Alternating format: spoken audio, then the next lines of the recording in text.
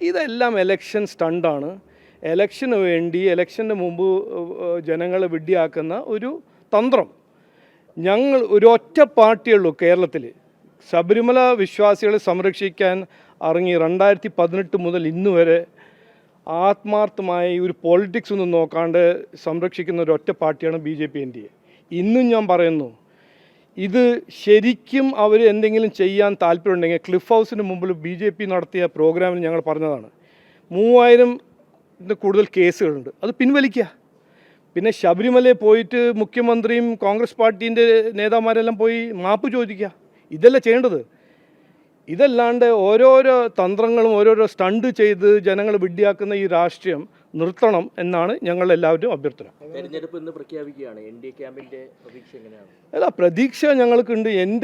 ഞങ്ങളുടെ പ്രതീക്ഷയല്ല, ഇത് ജനങ്ങളുടെ പ്രതീക്ഷയാണ്. ജനങ്ങൾ ആവശ്യപ്പെടുന്നത് ഇന്ന് ഈ വിവാദ രാഷ്ട്രീയമെല്ലാം വിട്ട് ഒരു വികസന രാഷ്ട്രീയം കൊണ്ടുവരണമെന്ന്.